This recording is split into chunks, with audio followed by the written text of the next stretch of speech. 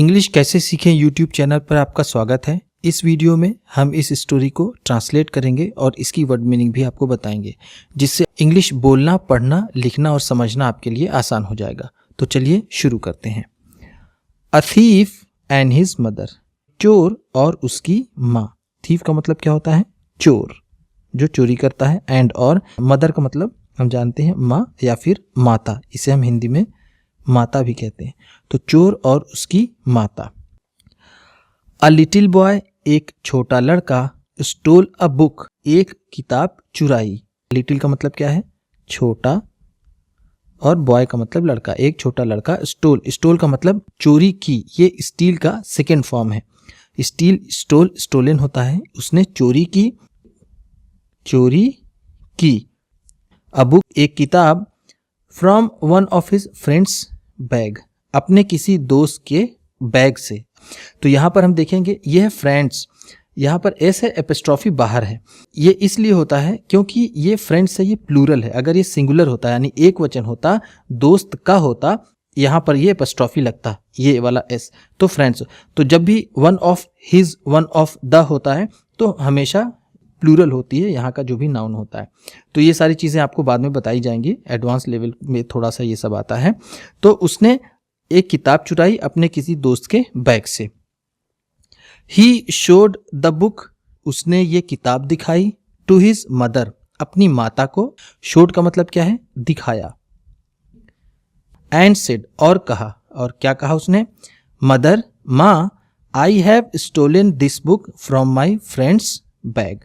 माँ, मैंने चुराई है इस किताब को अपने दोस्त के बैग से। देखिए यहाँ पर ये फ्रेंड्स, अब स्ट्रॉफी यहाँ पर है और एस यहाँ पर, तो ये हो गया दोस्त के। अब ये सिंगुलर है क्योंकि यहाँ पर फ्रेंड है, ये सिंगुलर था, इसलिए यहाँ पर ऐसा लिखा गया है।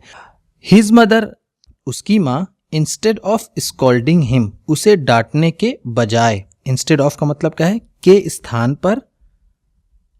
स्कॉल्ड का मतलब क्या होता है? डांटना, फटकारना। क्या होता है? डांटना, फटकारना, डांटने के बजाय। प्रेज्ड, उसकी तारीफ की। एंड और encouraged him to do so, और उसे ऐसा करने के लिए प्रोत्साहित किया। प्रेज का मतलब क्या होता है? प्रशंसा करना। क्या होता है? प्रशंसा करना। तो यहाँ पर है ईडी लगा हुआ है, सेकंड फॉर्म है, तो उसने उसकी प्रशंसा की, उसकी तारीफ की। एंड और एनकरेज्ड, और उसको प्रोत्साहित किया। टू डू सो, ऐसा करने के लिए। सो का मतलब यहाँ पर क्या है? ऐसा। ये मैंने आपको कई बार बताया है कि सो की मीनिंग चेंज होती रहती है, कहीं इसका मतलब ऐसा होता है, कहीं इतना होता है और कहीं इसलिए।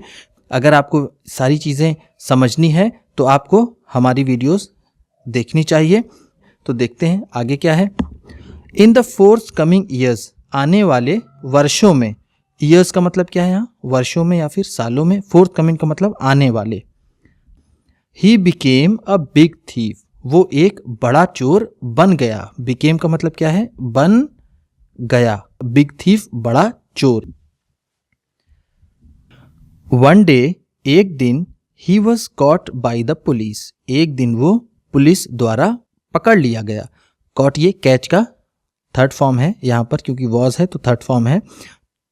And was put behind bars, और उसे जेल में डाल दिया गया। बिहाइंड का मतलब क्या है? पीछे। बार्स का मतलब यहाँ पर है जेल। यहाँ पर एस लगा हुआ है, ये प्लूरल। बार का मतलब ऐसे होता है सरिया या फिर छड़, लेकिन एस लग जाएगा तो उसका मतलब हो जाएगा जेल। इसी तरह एक वर्ड होता है आयरन्स। अगर ये आयरन सिंगुलर है तो वो लोहा उसका मतलब होगा, और एस लग गया तो उसका मतलब हो जाता है जेल। इसी तरह एक और होता है, जेल का मतलब प्रिजन होता है।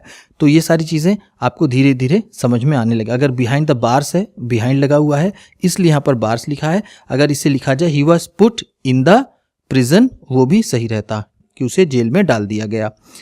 When his mother came to meet him, जब उसकी माता उससे मिलने आई।